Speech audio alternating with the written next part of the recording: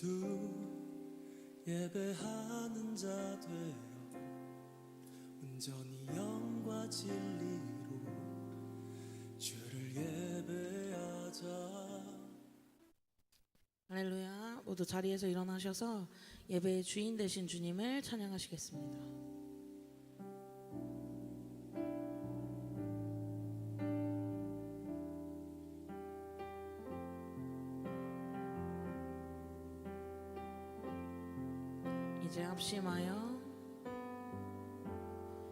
이제 합심하여 우리 예배를 합시다. 온 마음으로 모든 전심을 다해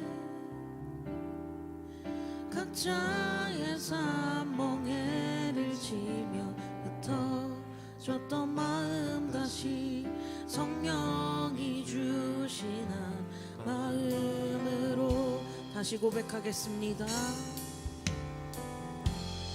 이제 합심하여 우리 예배를 합시다. 온 마음으로 모든 전심을 다해 각자의 삶 멍에를 지며 흩어졌던 마음 다시 성령이 주시는 마음으로 기도할 때 주님의 시선이 머문 곳을 향해 찬양하는 우리의 입술은 주님을 알며 기뻐하고 말씀을 나눌 땐 주 나라 그 뜻 사모하며 이제 우리 예배를 합시다. 이제 합심하여 우리 예배를 합시다. 온 마음으로 모든 전심을 다해 각자의 삶 멍에를 지며 흩어졌던 마음 다시 성령이 주시는 마음으로 이제 합심하여 우리 예배를 합시다. 온 마음으로 모든 전심을 다해 각자의 삶 멍에를 지며 흩어졌던 마음 다시 성령이 주시는 마음으로 기도할 때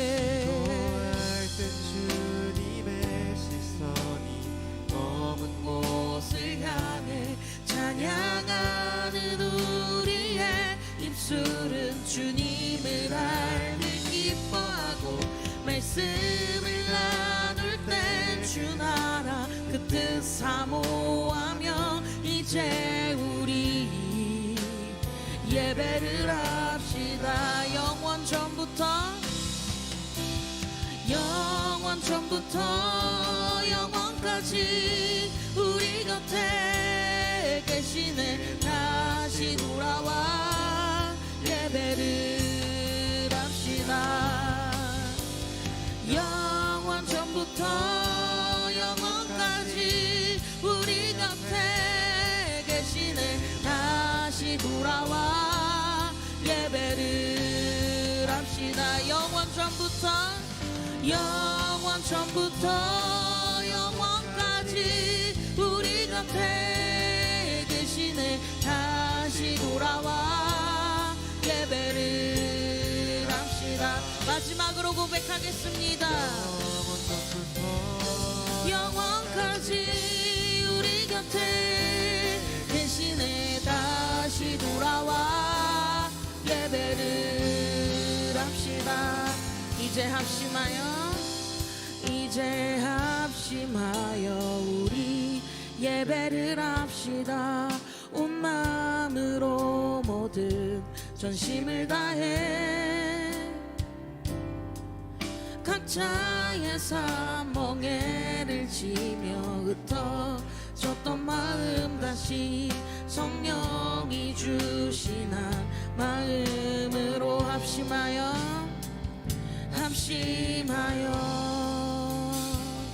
온 마음으로 이제 우리 예배를 합시다. 아멘.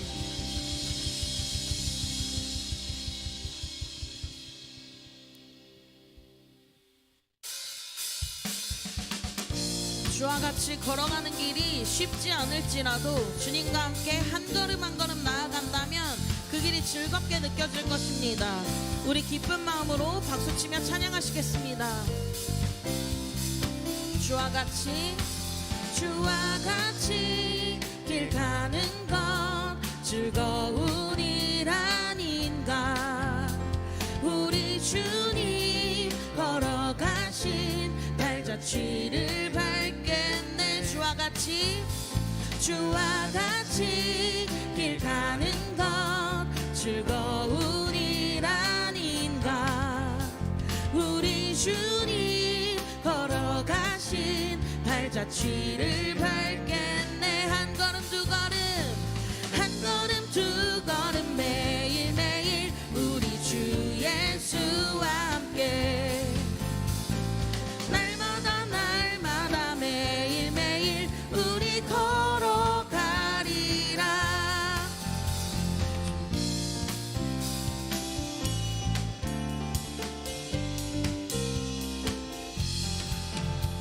주와 같이 길 가는 것 즐거운 일 아닌가. 우리 주님 걸어가신 발자취를 밟겠네. 한 걸음 두 걸음 매일매일 우리 주 예수와 함께 날마다 매일매일 우리 걸어가리라. 한 걸음 두 걸음 매일매일 우리 주 예수와 함께 날마다 매일매일 우리 걸어가리라. 주와 같이 길 가는 것 즐거운 일 아닌가. 우리 주님 걸어가신 발자취를 밟겠네. 한 걸음 두 걸음 매일매일 우리 주 예수와 함께 날마다 매일매일 우리 걸어가리라. 한 걸음 두 걸음 매일매일 우리 주 예수와 함께 날마다 매일매일 우리 마지막으로 고백할까요?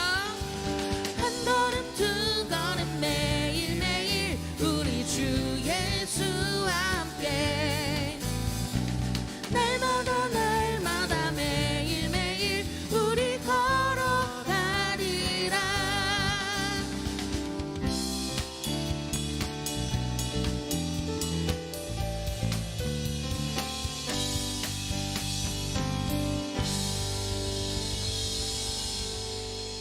모두 자리에 앉으셔서 밝은 빛이 되어주시는 주님을 계속해서 찬양하시겠습니다.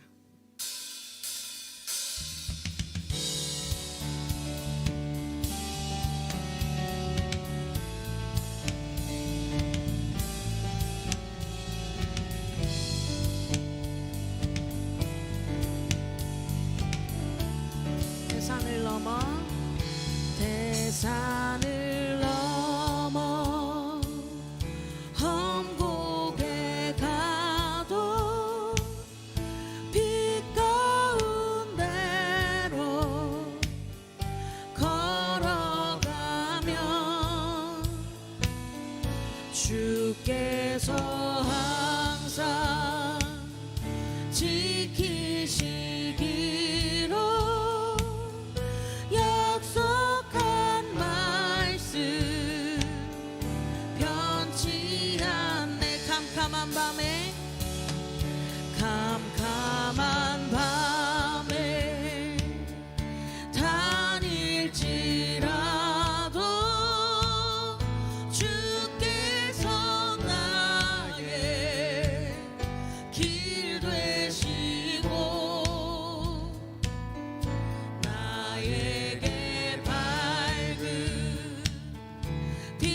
빛이 되시니 길 잃어버린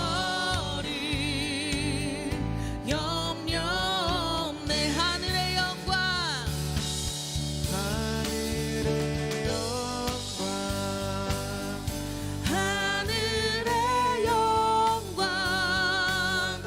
나의 맘속에 차고도 넘쳐 할렐루야를 힘차게 불러 영원히 주를 찬양하네.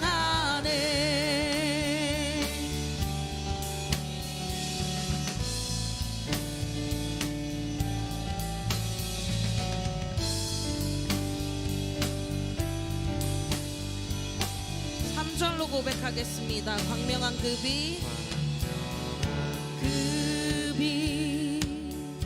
마음에 받아 명랑한 천국 바라보고 할렐루야를 힘차게 불러 날마다 빛에 걸어가리. 하늘의 영광 하늘의 영광 하늘의 영광 나의 맘속에 차고도 넘쳐 할렐루야를 힘차게 불러 영원히 주를 찬양하네. 대산을 넘어 대산을 넘어 험곡에 가도 빛 가운데로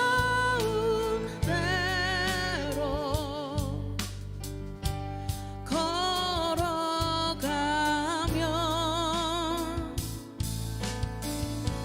주께서 항상 지키시기로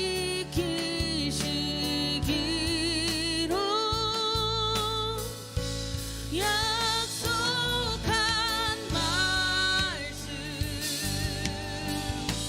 변치 않네. 하늘의 영광 하늘의 영광 하늘의 영광 나의 맘속에 차고도 넘쳐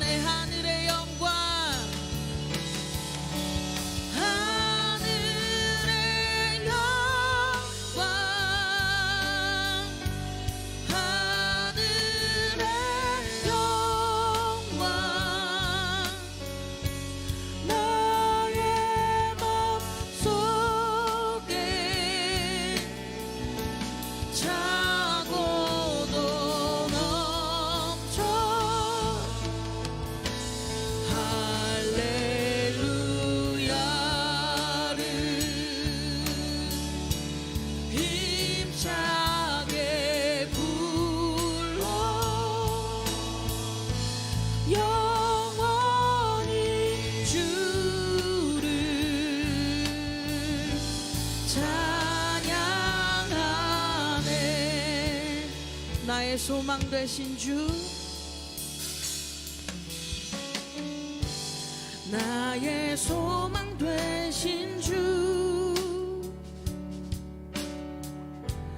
주를 바라봅니다. 다시 오실 나의 왕 예수, 주를 기다립니다. 나의 소망 되신 주, 나의 소망 되신 주, 주를 바라봅니다.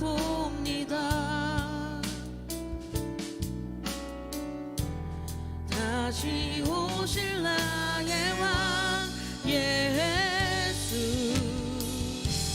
주를 기다립니다. 밤이나 낮이나 어제나 오늘도 영원히 주만 찬양해. 괴롭고 슬플 때 낭망하여 넘어져도 언제나 주만 찬양하겠네. 나의 소망 되신 주, 나의 소망 되신 주, 주를 바라봅니다. 다시 오실 나의 왕 예수, 주를 기다립니다. 다시 고백하겠습니다. 나의 소망 되신 주, 주를 바라봅니다. 다시 오실 나의 왕 예수, 주를 기다립니다. 밤이나 낮이나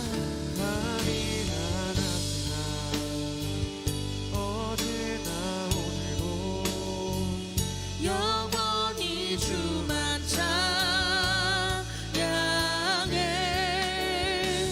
괴롭고 슬플 때 낭망하여 넘어져도 언제나 주만 찬양하겠네. 밤이나 낮이나 어제나 오늘도 영원히 주만 찬양해. 괴롭고 슬플 때 낭망하여 넘어져도 언제나 주만 찬양하겠네. 밤이나 낮이나 밤이나 낮이나 어제나 오늘도 영원히 주만 찬양해. 괴롭고 슬플 때 낭망하여 넘어져도 언제나 주만 찬양하겠네.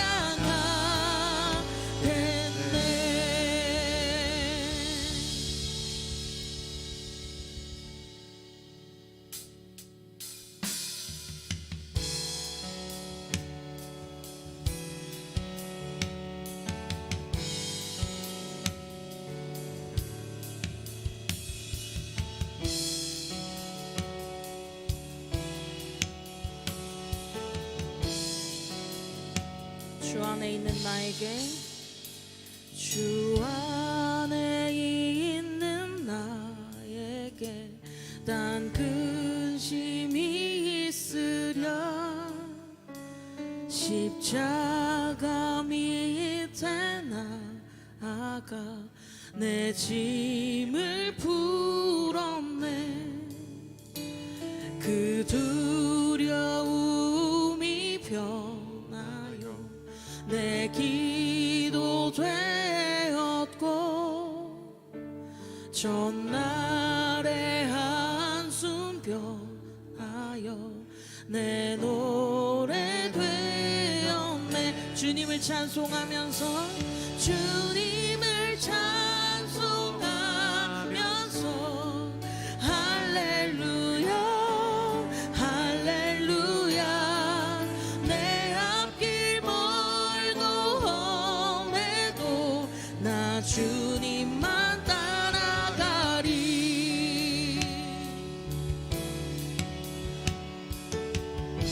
3절로 고백하겠습니다. 내 주는 자비하셔서 내 주는 자비하셔서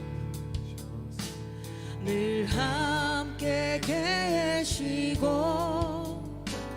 내 궁핍 밤을 아시고 늘 채워주시네. 내 주와 맺은 언약은 주 안에 지도냐 영 불변하시니 그 나라 가기까지는 늘 보호하시네. 주님을 찬송하면서 할렐루야 할렐루야. 내 앞길 멀고 험해도 나 주님만 따라가리.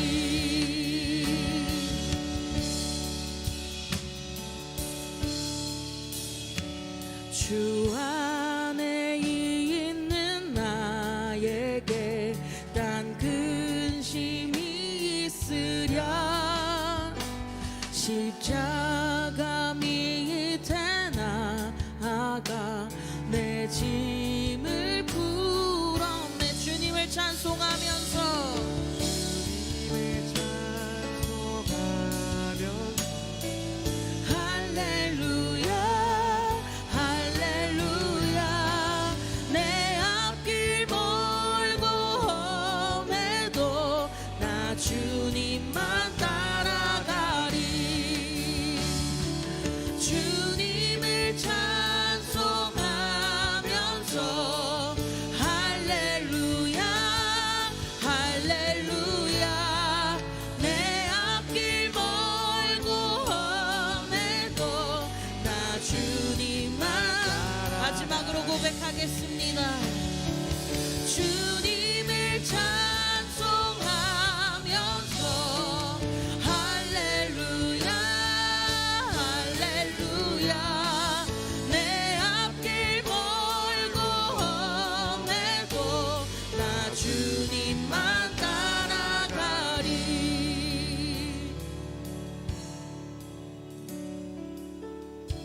내가 여호와를 항상 내 앞에 모셔둡니다.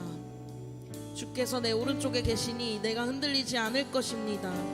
주께서 내게 생명의 길을 보여주시리니 주 앞에서는 기쁨이 항상 넘칠 것이요 주의 오른손에는 영원한 즐거움이 있을 것입니다. 하늘에서 주 말고 내게 누가 있겠습니까? 땅에서도 내가 바라는 것은 주밖에 없습니다. 하나님, 우리의 앞길이 눈앞에 보이지 않고 어둡고 험할지라도 찬송이 끊이지 않게 하시고 우리가 주님만 따라가는 삶을 살아내길 원합니다.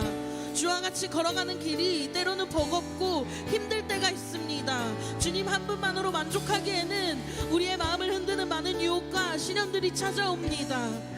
이 시간 우리가 함께 기도해야 할 것은 수많은 어려움들 속에서도 흔들리지 않고 주님과 함께 동행하며 걸어가는 그 길이 얼마나 즐거운 길인지를 우리의 삶 속에서 드러낼 수 있게 해달라고 기도하시겠습니다.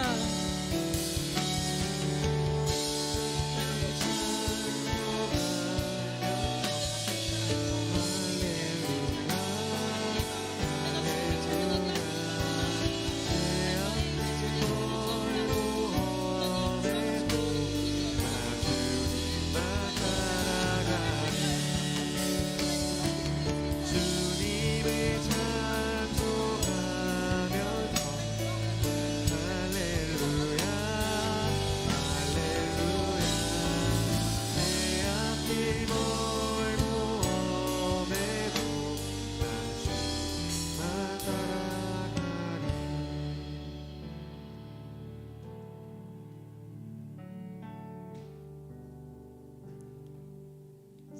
사랑하는 주님,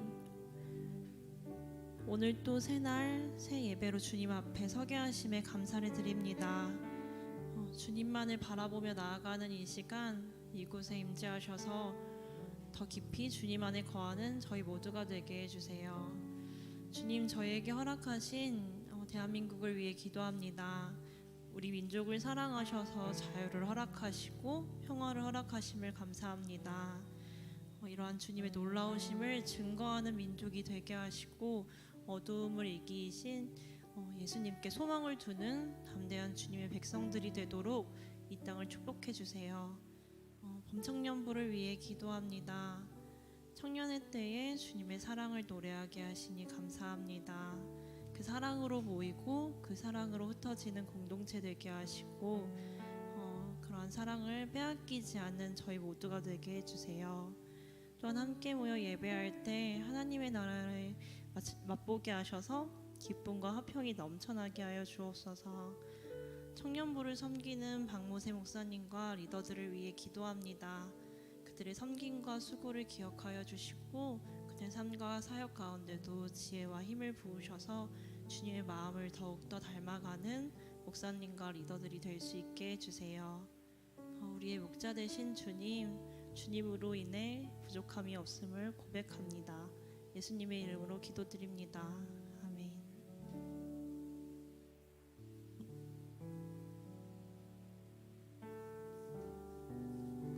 네, 우리 좌우에 계신 분과 함께 인사하겠습니다. 다시 오실 주님을 소망하십시오. 다시 오실 주님을 소망하십시오. 네, 손을 뻗어서 옆에 계신 분들 함께 축복하는 시간 갖도록 하겠습니다. 함께 고백합니다. God bless you. God bless you. 주님의 크신 은혜가 당신의 영혼 속에 가득 흘러 넘치기를. 당신의 몸과 마음 붙드시며 행하는 그 모든 것을 지키시며 보호하시고 참 기쁨이 언제나 넘치기를 축복하며 우리 서로를 바라보며 축복합시다. God bless you. God bless you. God bless you. God bless you. God bless. 아멘. 축복합니다. 축복해요. 감사해요. 축복해요. 감사해. 네, 우리 서로를 박수로 격려할 수 있으면 좋겠습니다. 환영하고 축복합니다. 하나님께서 오늘에게 주시는 말씀은 구약성경 여호수아서 17장 14절부터 18절까지 말씀입니다. 우리 한 절씩 교독하시다가 마지막 18절 함께 읽도록 하겠습니다. 제가 먼저 읽겠습니다. 요셉의 자손들이 여호수아에게 말했습니다. 여호와께서 지금까지 내게 큰 복을 주셔서 내가 큰 민족이 됐는데 왜 내게 한 번만 제비를 뽑아 한 목만 유산으로 주십니까?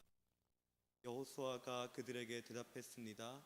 내가 큰 민족이 됐다면 에브라임 산이 내게 너무 좁을 테니 삼림으로 올라가서 브리스 사람과 르바임 사람의 땅에서 스스로 개척하여라. 요셉의 자손들이 대답했습니다. 산악 지역은 충분하지 않습니다. 게다가 평지에 사는 모든 가나안 사람들은 베스안과 그 주변에 사는 사람이나 이스라엘 골짜기에 사는 사람도 모두 철 전차를 가지고 있습니다.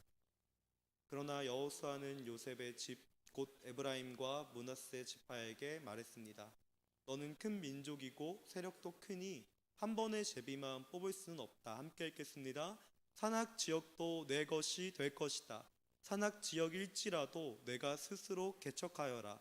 그러면 그 끝자락까지 내 것이 될 것이다. 가나안 사람들이 철 전차를 가졌고 힘이 막강하더라도 너는 그들을 쫓아낼 것이다. 아멘. 이것은 주님 말씀입니다. 오늘은 우리가 믿음이라 부르는 것들이라는 주제로 한번 여러분들과 말씀을 나눠보려고 합니다. 제가 말씀을 준비하면서 한 주간 이상한 경험을 하는데요. 그 경험은 바로 이런 경험입니다. 우리 자막 띄워주시겠습니까? 첫 번째 자막 띄워주시면 좋을 것 같습니다. 네, 이런 단어를 굉장히 많이 듣는데 우리 함께 읽겠습니다. 시작. 집에 있지만 집으로 가고 싶다. 한번 넘겨주시겠습니까? 네, 쉬고 있지만 쉬고 싶다. 넘겨주시겠습니까? 아무것도 안 하고 있지만 격하게 아무것도 안 하고 싶다. 희한하게요. 이번 한 주간 집에 있지만 집에 가고 싶다. 쉬고 있지만 쉬고 싶다. 아무것도 안 하고 있지만 격하게 아무것도 안 하고 싶다라는 말을 굉장히 많이 듣습니다. 주일 사역을 마치고 집에 올라가는 길에서도 쉬고 있지만 쉬고 싶다. 집에 가고 있지만 집에 가고 싶다. 아무것도 안 하고 싶지만 안 하고 있지만 아무것도 안 하고 싶다라는 이야기를 듣게 됩니다. 정말로 PTSD가 올 만큼요 이런 이야기를 많이 듣는데 문제는요. 근데 저도 이 이야기에 동감이 된다라는 겁니다. 공감이 된다라는 겁니다. 분명히 집으로 가고 싶지만 집에 가고 싶고, 분명히 쉬고 있지만 쉬고 싶고, 분명히 아무것도 안 하고 있지만 근데 격하게 아무것도 안 하고 싶은 제 마음을 보면서 PTSD가 오면서 동시에 내가 이래도 되나라는 생각에 빠지게 됩니다. 그러면서 왜 내가 이런 생각에 잠기는 걸까라는 걸 곰곰이 생각해 봤는데 아마도 저는 우리의 믿음이 정확히 이야기하면 잘못된 믿음이 만들어낸 환상이라는 것을 깨닫게 됩니다. 왜 설교의 첫 후에 이런 힘 빠지는 이야기를 합니까? 라고 물어보신다면요, 오늘 본문이 사실 그러합니다. 우리는 자손이 많고 땅이 필요하지만 그 땅은 필요 없습니다 라고 말하는 의도가 무엇일까요? 근데 저는요 오늘 그 잘못된 믿음이라는 주제를 가지고 여러분들과 함께 말씀을 나눠보려고 하는데, 그냥 막연히 잘못됐다, 그러니 당신의 믿음을 고쳐라 라고 이야기하고 싶지는 않습니다. 분명히 이러한 상황이 될 수밖에 없는 그런 사회나 아니면 공동체적인 결함도 있을 것입니다. 근데 제가 한 주간 왜 이런 생각이 들까를 고민해 보다가 한 두 가지 책에서 해답을 얻게 됐는데, 우리 이미지 자료가 있습니다. 한번 띄워주시겠습니까?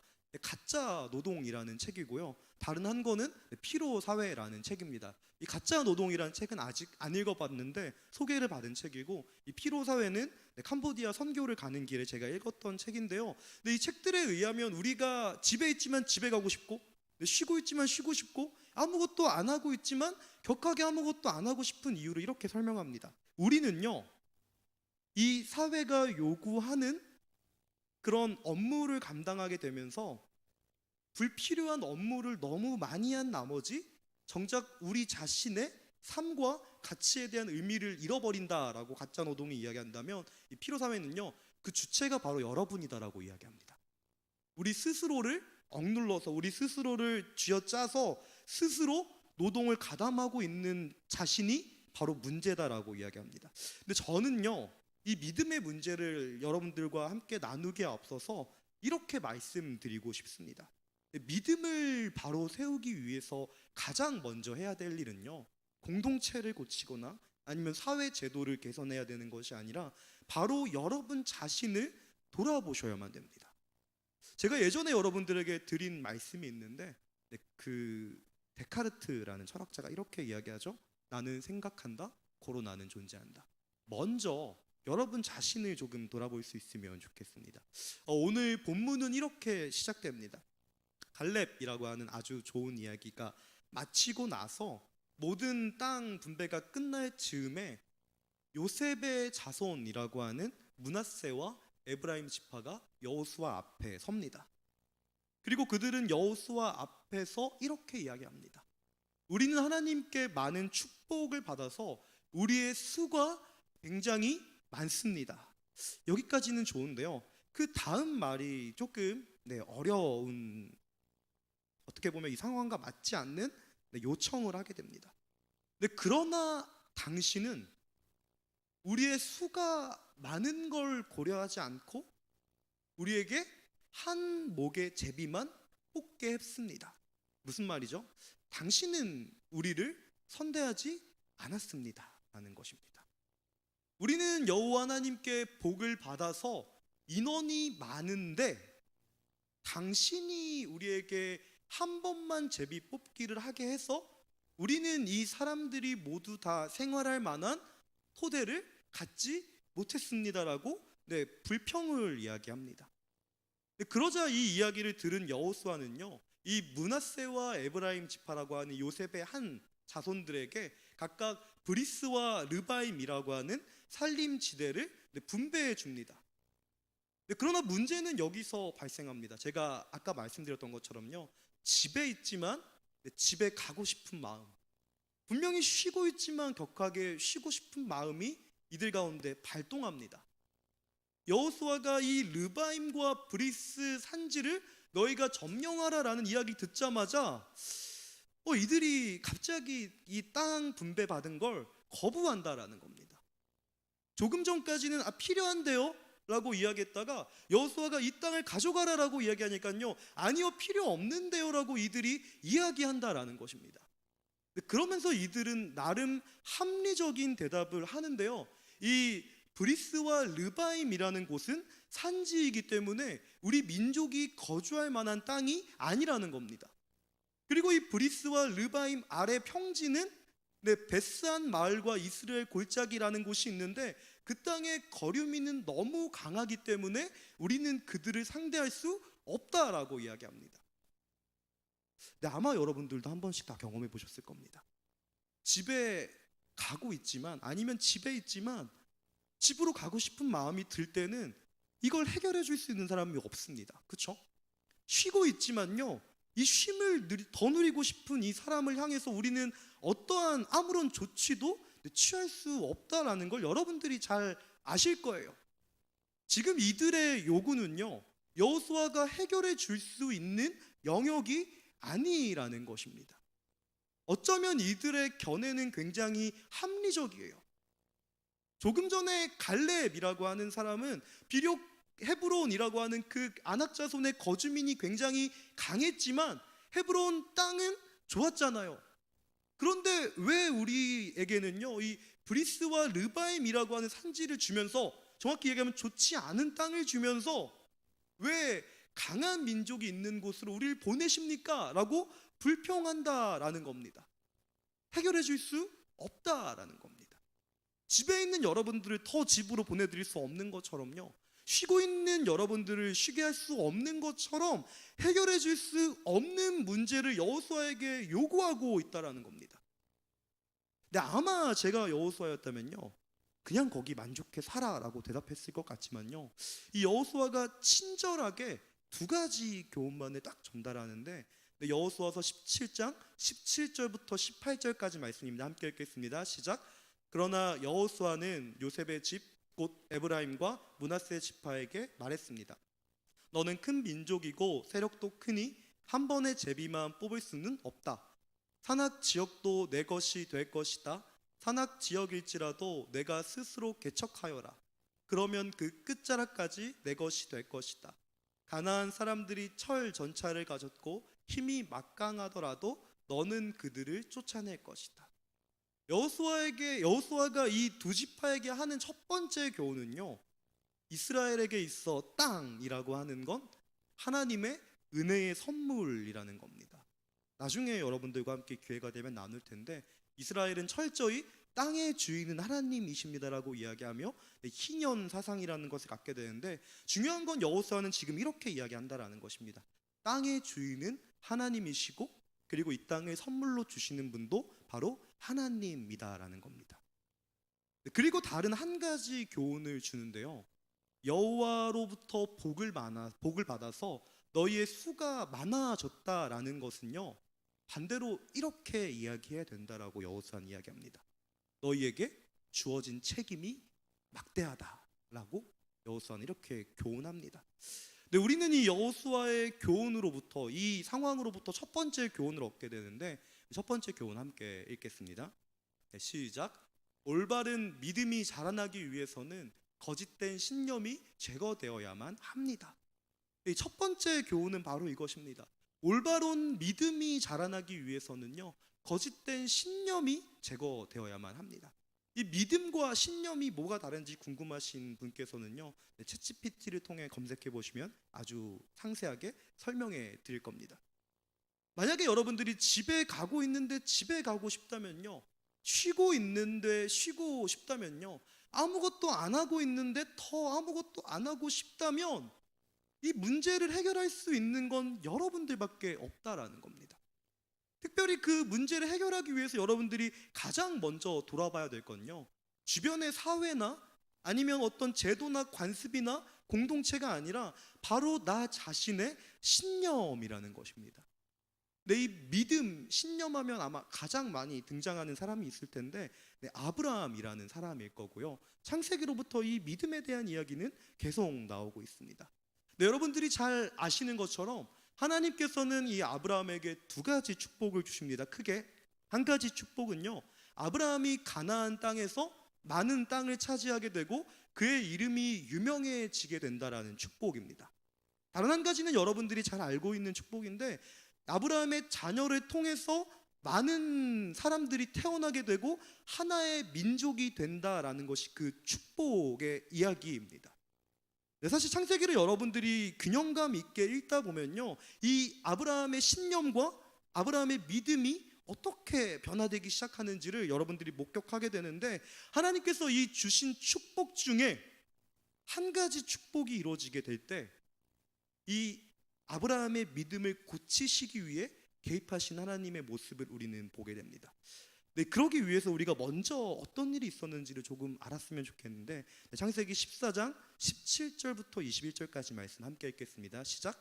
아브라함이 그돌라오멜과 그와 연합한 왕들을 이기고 돌아오자 소돔 왕이 사회 골짜기 곧 왕의 골짜기로 나와 그를 영접했습니다. 그때 살렘 왕 멜기세덱이 빵과 포도주를 갖고 왔습니다. 그는 지극히 높으신 하나님의 제사장이었습니다. 멜기세덱이 아브라함을 축복하며 말했습니다. 하늘과 땅의 창조자인 지극히 높으신 하나님, 아브라함에게 복을 주시길 빕니다. 당신의 적들을 당신 손에 넘겨주신 지극히 높으신 하나님께 찬양하시오. 아브라함은 갖고 있는 모든 것에서 10분의 1을 멜기세덱에게 주었습니다. 소돔 왕이 아브라함에게 말했습니다. 백성들은 내게 돌려주고 물건들은 그대가 가져가시오. 아멘. 주님께서 약속을 하신 직후에 아브라함은 가나안 땅에서 많은 재산을 얻게 되고, 심지어 본인이 운영하는 상비군이라는 걸 운영해서 이 가나안의 연합 정쟁에 참여하게 됩니다. 그리고 아브라함의 참여로 이 가나안에서 큰 승리를 얻게 되면서 하나님께서 약속하신 첫 번째 약속이 이루어집니다. 너가 가나안에서 많은 땅을 차지하게 될 것이고 내 이름이 창대하게 될 것이다 라고 하는 첫 번째 약속이 이루어졌다라는 것입니다. 여러분들이 본문을 유심히 보면요, 아브라함은 더 이상 가나안에서 이룰 게 없는 사람인 것처럼 묘사됩니다. 재산도 필요 없습니다. 명예도 필요 없습니다라고 이야기하면서 그저 하나님께 제사를 드리고 다시 본인의 집으로 돌아가겠다라고 하는 아브라함의 모습이 보입니다. 그러나 이 두 가지 약속 중 한 가지 약속이 이루어졌을 때 아브라함의 믿음의 한 가지 결함이 등장하기 시작하는데, 그 결함이 바로 하나님께서 주신 약속을 마음대로 개정한다라는 것입니다. 한 가지 약속은 이루어졌어요. 그러나 아직 한 가지 약속은 이루어지지 않았습니다. 심지어 나는 나이가 많아요.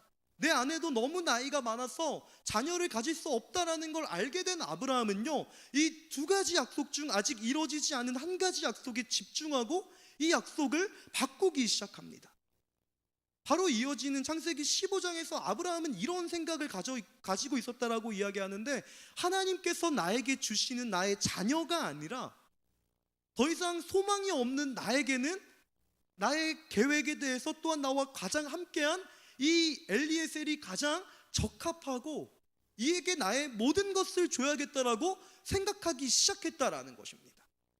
아브라함이 그 이야기를 선포했을 때 하나님이 나타나신 것이 아니라요, 아브라함이 그런 잘못된 믿음을 가지고 있을 때, 아니 정확히 이야기하면 잘못된 신념으로 굳어졌을 때 하나님께서 아브라함에게 나타나신다라는 것입니다. 창세기 15장 1절부터 3절까지 말씀인데 우리 함께 읽겠습니다. 시작. 그 후 여호와의 말씀이 환상 가운데 아브라함에게 임했습니다. 아브라함아, 두려워하지 마라. 나는 내 방패니 내가 받게 될 상이 아주 클 것이다. 그러자 아브라함이 말했습니다. 여호와 하나님이여, 제게 무엇을 주시겠습니까? 제가 자식이 없으니 제 재산의 상속자는 다메섹 사람 엘리에셀이 될 것입니다. 아브라함이 다시 말했습니다. 주께서 제게 자식을 주지 않으셨으니 제 집에서 난 하인이 저의 상속자가 될 것입니다. 이 전쟁이 끝난 직후 어떻게 보면 두 가지 약속 중 한 가지 약속이 이루어진 그때에, 어떻게 보면 이제 더 이상 소망할 수 없다라고 생각한 그때에 아브라함은요, 여호와 하나님을 바라보는 것이 아니라 하나님이 주신 약속을 개정한다라는 것입니다. 더 이상 자녀를 가질 수 없으니까 나의 종 엘리에셀이 나를 대신해서 이 모든 약속을 이어받게 하면 되겠다라고 결단했다라는 거예요.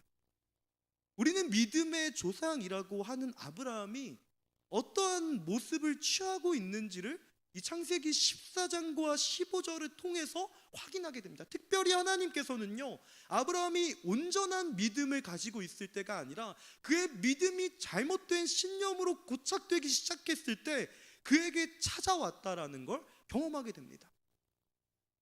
그리고 그에게 찾아온 하나님께서는요, 이렇게 이야기하지 않으십니다. 아브라함아, 너 믿음이 왜 그러니? 너 믿음에 문제가 있어. 너 뭐가 되게 잘못됐다라고 이야기하시는 것이 아니라요, 더 나아가서는요, 아브라함아, 네가 고민하니까 내가 그 문제를 해결해 줄게도 아니라 그의 잘못된 마음과 그의 굳어진 신념을 다시 다잡아 주시는 작업을 하신다라는 것입니다. 목사님, 그런 구절이 어디 있습니까? 하시는 분들을 위해 우리 15장 2절 말씀 한 번 더 읽어보겠는데요, 함께 읽겠습니다. 시작. 그러자 아브라함이 말했습니다. 여호와 하나님이여, 제게 무엇을 주시겠습니까? 제가 자식이 없으니 제 재산의 상속자는 다메섹 사람 엘리에셀이 될 것입니다. 이렇게 이야기하는 아브라함, 3절을 보면 아브라함은 심지어 이렇게 이야기합니다. 주께서 제게 자식을 주지 않으셨습니다. 이 주께서 제게 자식을 주지 않으셨습니다 라는 히브리어 표현이 굉장히 공격적입니다. 여러분들께도 몇 번 나눴던 것 같은데 배, 콜레크, 아니니라는 단어인데요, 이런 표현이에요. 직역하면요, 주님, 나 혼자만 일하고 있습니다.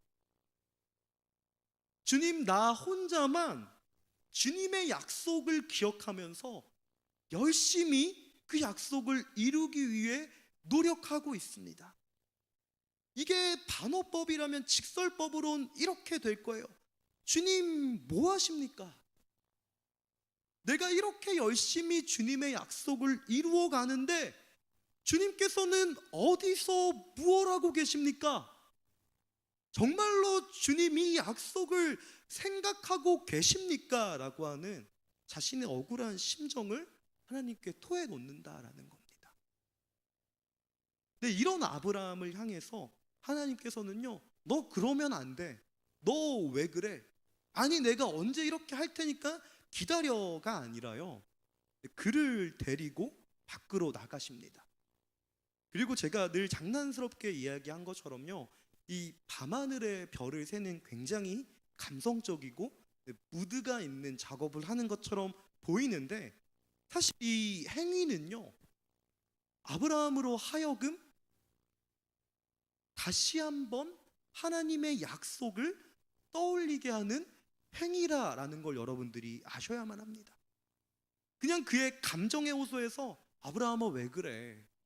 이렇게 아름다운 날 저 하늘의 별을 보면서 너의 마음이 좋았으면 좋겠어라고 이야기하시는 것이 아니라요, 아브라함아, 한번 기억해보지 않을래?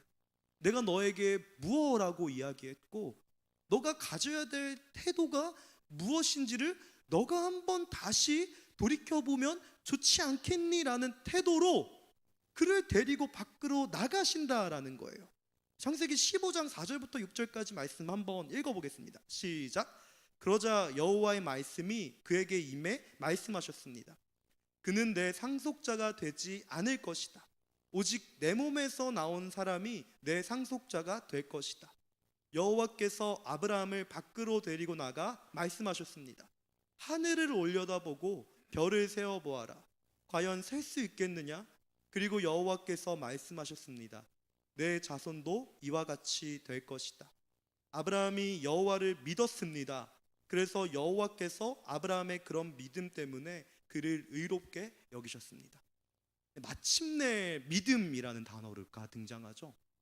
첫 번째 약속이 이루어졌을 때 믿음이라는 단어가 등장하는 것이 아니라 이 아브라함의 믿음이 잘못된 신념으로 굳어졌을 때, 그리고 이 잘못된 신념을 여호와 하나님의 말씀을 통해 교정했을 그때에 비로소 믿음이란 단어가 등장한다라는 겁니다. 중요하니까 한 번 더 말씀하겠습니다. 아브라함의 잘못된 신념이 올바른 자리를 갖게 됐을 때, 아니 잘못된 신념이 제거되고 이젠 하나님이 주시는 것들을 받을만 할 그때에 성경은 믿음이란 단어를 사용한다라는 것입니다. 근데 우리는 왜 하나님께서 이 오랜 시간 75세에 불러서 100세라고 하는 시간에 그에게 이삭을 주셨는지에 대해서 유추해 볼 수 있다라는 겁니다. 이 이야기를 통해 우리는 두 번째 결론에 도달하게 되는데요. 우리 두 번째 결론 함께 읽겠습니다. 시작. 올바른 믿음의 토대가 갖추어질 때 하나님께서는 역사하십니다. 아브라함이 올바른 믿음의 토대를 갖추도록 하시기 위해서 하나님께서 이에게 허락하신 시간이 25년이라는 겁니다. 지금 당장 역사하실 수도 있는데 한 가지 약속을 이루어 주시고 다른 한 가지 약속을 이루어 주실 때까지 하나님께서 사용하신 시간이 25년이라는 겁니다. 마찬가지입니다. 갈렙에게 주셨던 그 약속의 땅을 정말로 갈렙이 차지할 때까지 하나님께서 주신 시간은요 40년입니다. 위로가 되죠? 우리의 잘못된 신념을 바로잡으시고 올바른 믿음의 토대를 갖춘 상태에서 믿음의 역사가 이루어지는 데까지 걸리는 시간, 짧게 25년, 길게 40년. 이런 말씀을 들으면요 여러분들 위로가 되셔야 됩니다. 내 기도가 응답이 되지 않는 건 이유가 있구나. 하나님께서 이 긴 시간을 통해서 나에게 하고자 하시는 일이 있구나라는 걸 여러분들이 느끼셔야만 합니다. 그 일은요 우리의 잘못된 신념을 제거하시고 올바른 믿음의 토대를 갖추고자 하시는 하나님의 계획이시라는 거예요. 그분은 그 계획을 꾸준히 이루어 가신다라는 겁니다. 손 떼고 있다가 어느 날 갑자기 개입하셔서 자 이제 때가 됐으니 내가 너를 향한 약속을 이루어 줄게, 이런 분이 아니시라는 겁니다. 여러분들의 잘못된 신념이 제거되고, 아니 그때마다 여러분들에게 찾아가서 내 약속을 기억해라고 말씀하시며 올바른 믿음의 토대를 여러분들이 유지할 그때에 제가 이해하지 못했던 바울이 얘기했던 믿음의 역사를 이루시기 위해서 이러한 길고 긴 시간을 사용하신다라는 거예요. 제가 서두에 말씀드렸죠. 집에 가고 있지만, 집에 있고 싶지만, 집에 있지만 집에 있고 싶다. 아무 일도 안 하고 있지만 격하게 아무 일도 안 하고 싶다. 왜 이런 생각이 들까요? 그건요 우리가 굉장히 무언가 열심히 했다, 우리가 굉장히 무언가 노력했다, 내가 굉장히 열심히 무언가를 하고 있는데 하나님은, 아니 세상은 나의 노력을 인정하지 않는다라는 잘못된 신념에서 나온 부작용이라는 것입니다. 집에 계신데도 집에 있고 싶으신 분이 계신다면요, 쉬고 있는데도 더 쉬고 싶으신 분이 계신다면요, 집으로 간다 그래서 쉰다 그래서 그 문제가 해결되지 않는다라는 걸 인지하셔야만 해요. 내가 왜 피곤하지? 내가 왜 지쳤지를 돌아보면요, 그건 사회나 혹은 여러분들의 신앙 때문인 것처럼 느껴질 때도 있지만 정확히 성경이 이야기하는 그 문제의 요인은 우리의 잘못된 신념이 우리를 그렇게 만든다라는 겁니다. 그리고 우리가 이런 잘못된 신념을 가질 때마다 주님은 어김없이 나타나셔서 올바른 믿음의 토대를 갖추게 한다는 거예요. 그 첫 번째 작업이 바로 여러분들의 잘못된 신념을 제거한다라는 겁니다. 사실 오늘 본문은요, 신념에 대한 이야기입니다. 이 요셉의 두 아들인 므낫세와 에브라임 지파에는요, 슬픈 사연이 한 가지 숨겨져 있는데, 지금으로부터 약 480년 전에 이스라엘 공동체가 겪은 어려움과 깊이 연결되어 있습니다. 창세기 42장 1절부터 3절까지 말씀 함께 읽겠습니다. 시작. 야곱은 이집트에 곡식이 있다는 것을 알게 됐습니다. 야곱은 자기 아들들에게 말했습니다. 너희가 어째서 서로 얼굴만 바라보고 있느냐? 그가 이어 말했습니다. 보라, 내가 이집트에 곡식이 있다는 말을 들었다. 그곳에 내려가 우리를 위해 곡식을 좀 사오라. 그러면 우리가 죽지 않고 살 것이다. 요셉의 형들 10명이 곡식을 사러 이집트로 내려갔습니다. 여러분들이 잘 아시는 이야기죠. 7년간의 큰 풍년이 지나고 7년간의 큰 기근이 다가왔을 때, 특별히 2년 차가 됐을 때, 이 아브라함이 생활하고 있는 가나안, 아브라함의 자손들이 생활하고 있는 이 가나안에도 함께 기근이 들기 시작합니다. 그리고 이들은 먹을 것이 없어 아살 위기에 처하게 됩니다. 근데 그러자 이 야곱이 10명의 형제들에게 이렇게 이야기합니다. 그냥 가서 먹을 것 좀 사와. 마치 그 배달의 그것처럼요, 너희가 좀 음식 좀 딜리버리 해와 라고 들리는데, 사실 이 이방인이 이집트로 들어간다라고 하는 것은 어떻게 보면 정탐이나 어떻게 보면 전쟁과 같이 굉장히 위험한 행동이, 위협적인 행동이 될 수 있기 때문에 사실은 목숨을 걸고 가서 음식을 가져와라 라고 이야기하는 격이었다는 겁니다. 하지만 여기서 죽느니 저기서 죽느니 똑같이 죽는 거니까 너희들이 내려가서 음식을 가져와 라고 명령하는 이 야곱의 명령에 이들이 순종하여 이집트로 들어갑니다. 그러나 이 이집트에서 이들을 기다리고 있었던 사람은요, 여러분들이 알고 계신 바로 그 사람입니다. 조셉이라고 불리는 사람인데요, 이 사람은요, 이 형들에 의해서 이집트로 팔려간 노예 출신의 소년에서 결국 장성하고 자라나 이집트의 총리가 된 고위 공직자가 된 사람이라는 것을 여러분들이 잘 알고 계셔요. 그리고 이 요셉 때문에 야곱을 포함한 모든 자녀들이 구원을 얻게 되죠. 놀라운 사실은요, 이 요셉이 야곱과 형제들에게 그들에게 필요한 곡식과 땅을 주며 하는 이야기에 그 놀라운 신앙의 고백이 있습니다. 우리 창세기 45장 5절 말씀 함께 읽겠습니다. 시작. 하지만 형님들이 저를 이곳에 팔았다고 해서 근심하거나 자책하지 마십시오. 이는 하나님께서 생명을 구하시려고 저를 형님들보다 먼저 여기로 보내신 것이기 때문입니다. 이 요셉은요, 형들에게 이렇게 이야기한다는 거예요. 믿음을 고백하는 건데요, 형님들이 저를 판 게 바로 하나님의 계획이었고, 그렇기 때문에 나는 형님들에 대한 나의 책임을 다하겠습니다라고 고백하고 있다라는 겁니다. 굉장히 대조적이죠. 이 요셉의 자녀들은 땅 주세요. 근데 좋은 땅 아니면 안 받을 거예요 라고 이야기하고 있는데, 이 요셉은요, 제가 드릴게요, 가장 좋은 걸로 가져가세요 라고 이야기하고 있다라는 겁니다. 용서도 해드리고 여러분들의 생명도 살려드릴 건데 이건 제가 하는 게 아니라 하나님이 하신 겁니다라고 고백하고 있다라는 겁니다. 근데 이런 고백 위에 이스라엘 공동체 안에 굉장히 놀라운 일이 일어나는데, 그 일은 바로 이것입니다. 이스라엘의 12지파라고 하는 그 지파들 중에 요셉이라고 하는 이름의 지파를 준 것이 아니라 요셉의 두 아들인 에브라임과 므낫세를 그 이름으로 하여 이들 가운데 지파를 주고 한 지파가 아니라 두 지파를 이들 가운데 줬다라고 이야기하고 있어요. 별로 감동이 안 되시는데 조금 말씀을 읽고 여러분들에게 부연 설명하겠습니다. 창세기 48장 5절부터 6절까지 말씀입니다. 함께 읽겠습니다. 시작.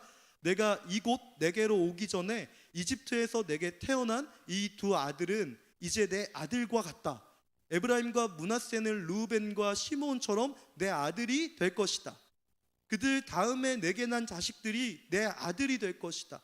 유업에 있어서 아브라임과 므낫세는 자기 형들의 이름 아래 나란히 포함될 것이다. 지금 야곱이 무슨 작업을 하고 있나요? 지금 야곱이 무슨 작업을 하고 있죠? 어떤 목사님은 이렇게 표현합니다. 네가 나보다 낫다. 아버지가 아들에게 너와 나는 비슷하거나 아니면 너가 더 낫다라고 이야기하고 있다라는 겁니다. 이 믿음의 고백을 하는 요셉 앞에 너는 올바른 믿음을 가지고 너의 믿음에 합당한 책임을 다하는구나. 네가 나보다 낫다. 그러면서 한 가지 작업을 치시는데요. 그 작업이 기가 막힙니다.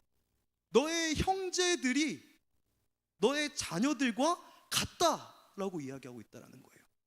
지금으로 표현하자면요, 삼촌과 조카가 서로 같은 직위로 올라가게 해준다라는 겁니다. 내가 너를 인정하는 그 대가로 이 너의 형제들이 네 자녀들과 동일한 계보를 갖게 해줄게. 동일한 지위를 갖게 해줄게.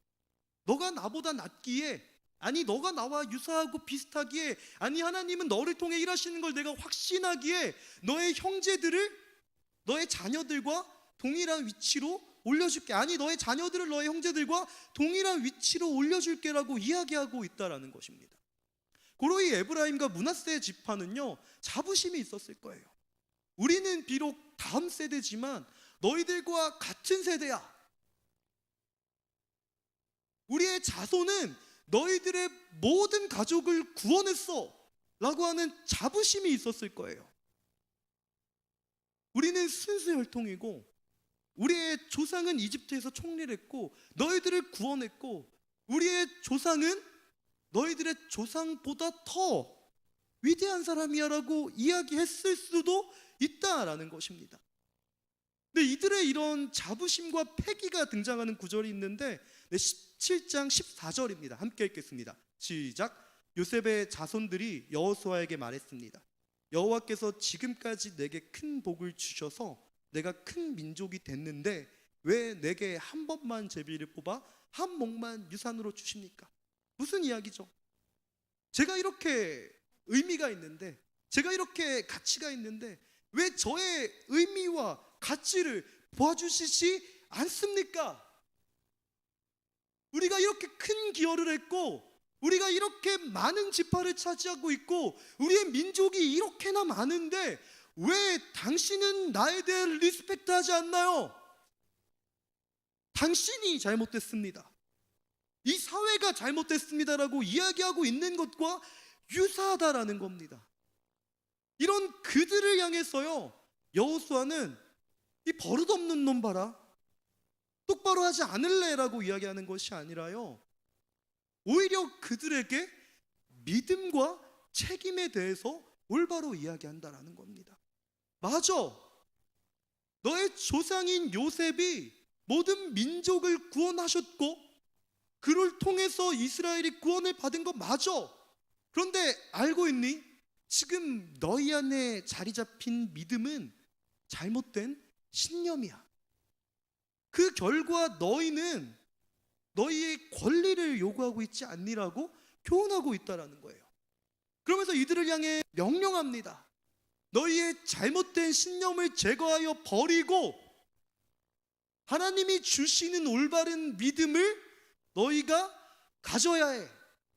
그것을 위해 필요한 것이 바로 이 느바임이라고 하는, 어떻게 보면 거칠고 험하고 아무런 의미가 없는 것처럼 보이는 산지를 점령하라라는 겁니다. 바꿔 말할까요? 너희 조상의 덕을 보려고 하지 말고, 공동체의 덕을 보려고 하지 말고, 다른 누군가에게 덕을 얻으려고 하지 말고 너희 스스로 너희 앞에 있는 삶을, 너희의 믿음을 개척해. 그러기 위해서 가장 먼저 해야 될 것은 바로 너희의 잘못된 신념을 제거해. 그리고 올바른 믿음이 자라날 만한 토대를 마련해라고 이야기하고 있다라는 것입니다. 네, 여기 세 번째 교훈에 우리는 도달하게 됩니다. 종착점입니다. 함께 읽겠습니다. 시작.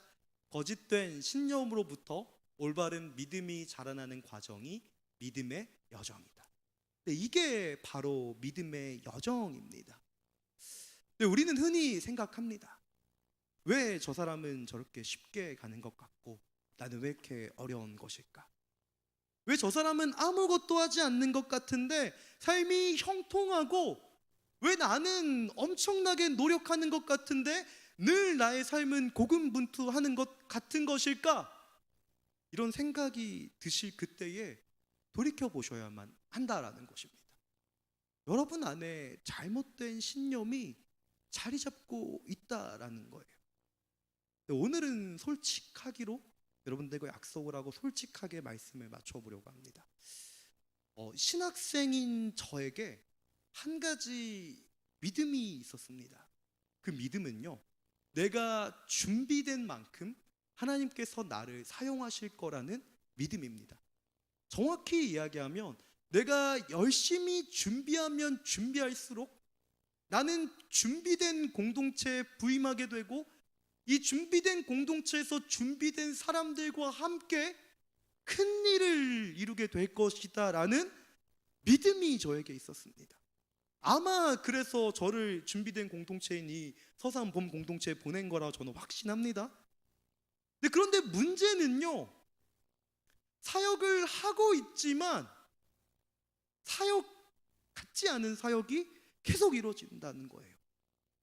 잡초를 뽑고 페인트를 칠하고 행정을 보면서 정작 내가 해야 될 행사나 다른 무언가를 하지 않고 1년 차부터 10년 차가 될 때까지 계속 사역과는 거리가 먼 일을 하는 제 자신을 보면서 이렇게 원망하게 됩니다. 주님, 제가 이러려고 준비했습니까? 주님, 제가 이런 일을 하려고 고작 죄송합니다. 이런 일 때문에 열심히 공부했습니까?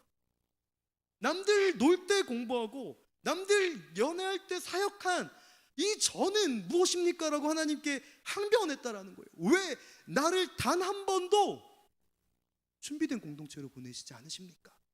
나는 준비됐는데 왜 준비되지 않은 공동체로 보내셨나요? 이렇게 기도를 해도 한 번의 변함이 한 번도 제가 정말로 설교만 하면 되는, 죄송합니다 여러분, 그런 공동체로 저를 보내신 적이 없다라는 거예요. 그때마다 저는 원망했습니다. 주님, 왜 그러십니까?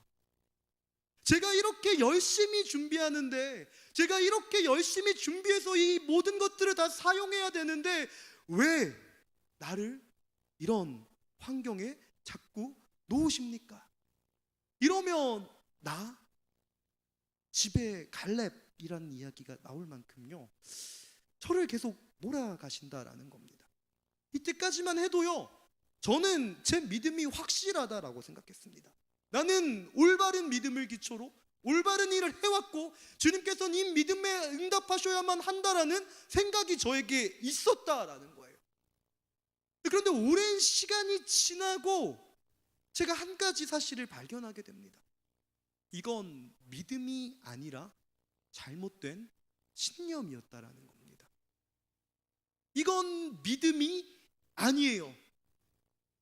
정확히 이야기하면 이건 보상 심리입니다. 근데 저는 이 보상 심리라고 하는 것을요, 마치 하나님에 대한 온전한 믿음이라 착각하며 주님, 내 믿음에 응답하십시오, 내 믿음대로 행해 주십시오라고 이야기했다라는 겁니다. 근데 그러나 이런 저에게 주님께서는 늘 어김없이 사역지를 통해 말씀하셨다는 거예요. 모세야, 그건 믿음이 아니야. 내가 역사하고 싶어도 역사할 수 없는 이유가 바로 이것인데, 너는 믿음이라고 이야기하지만 그건 사실 잘못된 신념이야.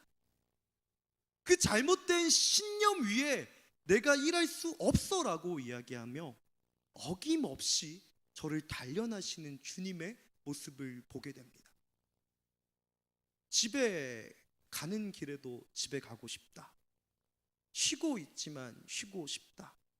아무 일을 하고 있지 않지만 더 아무 일을 하고 있지 않다라고 느끼시는 여러분들이 혹시 계십니까? 사역을 하고 있지만 사역 같지 않은 사역 같다. 공동체 안에서 신앙생활을 하고 있지만 공동체 같지 않은 공동체 같다. 분명히 열심히 하는데 아무것도 변하고 있지 않다라는 생각이 드시는 분들이 계십니까? 이런 생각이 들 때가 바로 하나님께서 여러분들의 신념을 고치고자 하시는 때라는 것을 기억하십시오. 그리고 주님께서 어김없이 이 일을 하시는 이유가 있으십니다. 그 이유는요, 바로 여러분들의 거짓된 신념을 고치시고 올바른 믿음의 토대 위에서 그 일을 이루어 나가고자 하시기 위한 계획을 가지고 계시기 때문에 그러신다라는 것을 기억하십시오. 상황은 늘 바뀌지 않았습니다. 부임 많은 곳에는 늘 적은 수의 사람이 있었고 늘 세워야 될 일은 많았습니다. 그리고 사역자인 저는요, 늘 원망을 하다가요, 그래 하나라도 해보자 라고 하면서 조금씩 일을 해나갑니다. 그런데 정말 놀라운 사실은요, 사람이 많기 때문에, 유능한 사람이 많기에 이 공동체가 부흥하고 사역이 흥하는 것이 아니었다라는 겁니다. 그들의 잘못된 신념이 고쳐졌을 때, 그리고 그들이 정말로 올바른 믿음을 가지고 있을 그때에 저는 매번마다 경험했던 것 같습니다. 어김없이 하나님께서는 그 믿음 위에 역사하셨습니다. 그리고 항상 그 시작은요, 적은 수의 사람이었습니다. 어떻게 보면 그 일을 감당할 수 없는, 그 능력이 되지 않는 사람들이었습니다. 그럼에도 불구하고 하나님께서는 늘 그 거짓된 신념을 지적하시고 그 믿음 위에 역사를 일으키시면서 교회를 세우시는 걸 전 늘 봐봤습니다. 제가 고백할 수 있는 건 바로 이것입니다.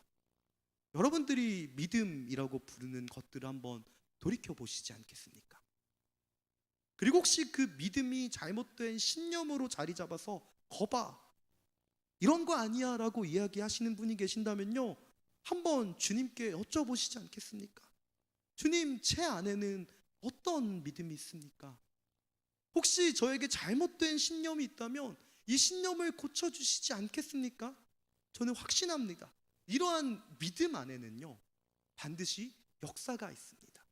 그때 여러분들의 삶이 변화가 될 것입니다. 그때 우리가 속한 공동체는 변화가 될 것입니다.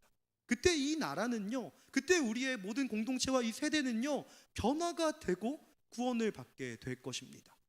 이 사실을 기억하시면서 주변을 탓하기보다 먼저 나 자신을 돌이켜보며 하나님께서 우리 가운데 원하시는 것이 무엇인지를 온전히 추구하며 그 믿음대로 살아갈 수 있는 여러분들이 될 수 있기를 간절히 축원하면서 우리 이 시간 주 예수의 얼굴을 구하며 함께 찬양 드릴 수 있으면 좋겠습니다.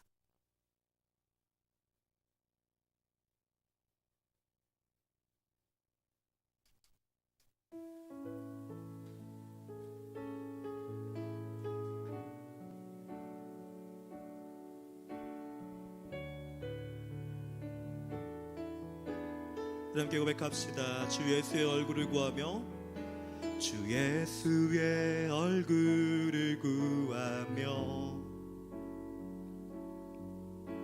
예배하는 세대 일어나 주 위에 살며 주 위에 죽으니 이것이 우리의 부르심. 살기 위해 주 따르지 않고 죽기 위해 주를 따르며 나 가진 것 모두 주를 위해 드리리. 주님의 길 행하시옵소서. 다시 한번 불킹을 주소서. 아멘. 주의 나라가 이 땅에 다시 세워지는 그 영광을 우리 보게 하소서. 주 예수의 영. 우리 한번 더 고백합시다. 살기 위해 주 따르지 않고, 살기 위해 주 따르지 죽기 위해 주를 따릅니다. 죽기 위해 주를 따르며 우리의 모든 것을 주님 앞에, 내 가진 것 모두 주를 위해. 아멘. 주님의 길 행하시오. 우리 믿음으로 선포합시다. 다시 한번 불킹을 주소서. 주의 나라가 우리 공동체 안에, 주의 나라가 이 땅에 다시 세워지는 그 영광을 우리 보게 하소. 아멘. 주 예수의 우리 한 번만 더 고백합시다. 다시 한번 주님 붐을 주시옵소서. 다시 한번 불킹을 주소. 아멘. 주의 나라가 이 땅에 다시 세워. 아멘. 그 영광을 우리 보게 하소서. 주 예수의 영광을. 이 시간 우리 함께 기도하시기 원합니다. 제가 간절히 주님 앞에, 주님 우리 공동체가 부흥하기 원합니다라 기도할 때에 주님께서 저에게 이러한 마음을 주셨던 적이 있습니다. 모세야, 너보다 내가 더 너에게 부흥을 주고 싶은 마음을 너가 아니? 그런데 내가 너희에게 부흥을 주기 위해서 필요한 일이 있어. 너희의 올바른 믿음 위에 나의 역사가 이루어져야만 너희의 믿음이 온전히 세워지고 너희의 믿음이 온전히 전수되기에, 모세야, 너희의 믿음을 온전히 하는 일을 위해 더 노력하지 않을래라는 내 마음을 주신 적이 있습니다. 다음 주에 우리가 행사가 있습니다. 이 행사를 준비하면서 다른 서산의 많은 교회들을 돌아봤습니다. 근데 저는 우리 공동체만 우리가 고민하고 걱정하는 어려움이 있다라고 생각했는데요, 동일합니다. 다른 공동체도 동일한 문제로 어려워하고 동일한 문제로 고민합니다. 다르지가 않아요. 근데 저는 여러분들께 말씀드리고 싶습니다. 잘하고 계십니다. 지금까지 잘 해오셨습니다. 여러분, 못했으니까 여러분들이 똑바로 하세요가 아니라요, 잘하셨습니다. 그러니 여러분, 지금 주님이 주시는 마음으로, 주님이 주신 생각으로 여러분들의 믿음을 한번 돌이켜보시지 않겠습니까? 정말로 주님이 역사하실 만한 믿음이 우리 가운데 있게 해달라고, 더욱더 온전한 믿음을 알게 해달라고 우리 간절히 기도하시며 이 믿음의 선한 싸움을 달려갈 수 있는 힘을 달라고 우리 사랑하는 주님을 한번 잡고 함께 기도로 나아가겠습니다. 기도합시다. 주님, 하나님, 우리로 믿음의 선한 싸움을 싸워가게 하심에 감사합니다. 달려갈 길을 달려가게 하심에 감사합니다. 하나님, 우리의 믿음의 토대 안에 주 예수의 역사가 임하게 될 줄을 믿습니다. 나는 확신합니다. 주님은 믿음을 보시며 일하시는 주님이십니다. 시간이 중요하지 않습니다. 하나님, 어떤 노력이 중요하지 않아요. 재능이 중요하지 않습니다. 믿음을 주십시오. 믿음을 주십시오. 온전한 믿음을 더하여 주십시오. 거짓된 신념과 우상들을 제하여 주시고 우리 주 예수 그리스도의 믿음을 주십시오. 주님, 이 믿음 위에 일하여 주십시오. 이 믿음 위에 역사하여 주십시오. 우리의 믿음이 주님 장달되어질 수 있게 하시며 주님이 주시는 크고 놀라우신 은혜를 경험할 수 있는 우리가 되게 하십시오. 믿음을 더하여 주십시오. 우리의 믿음을 새롭게 하여 주십시오. 이 모든 일을 감당할 수 있는 힘을 더하여 주십시오. 주님 함께 하실 줄을 믿습니다. 주님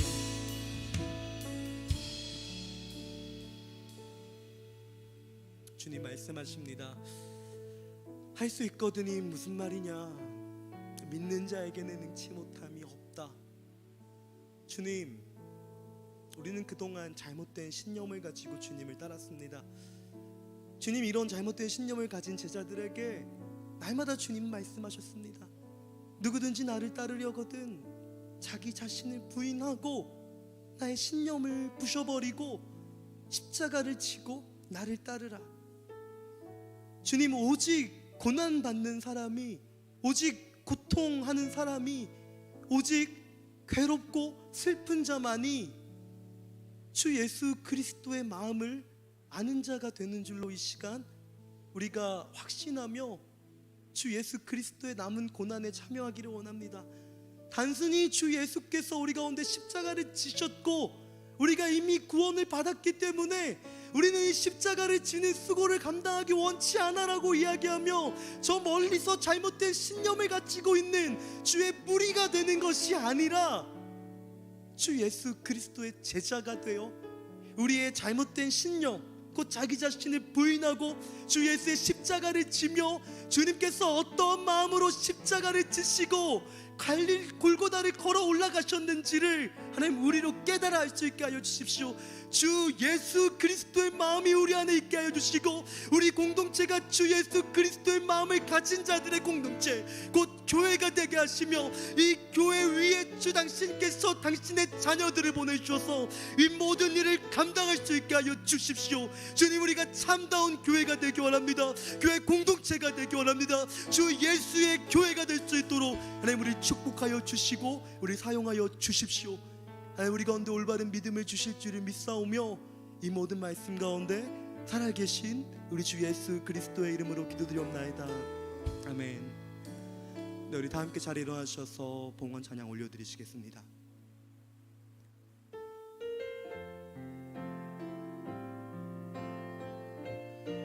네, 우리 찬양 받으시 합당하신 주님의 이름을 함께 찬양합시다.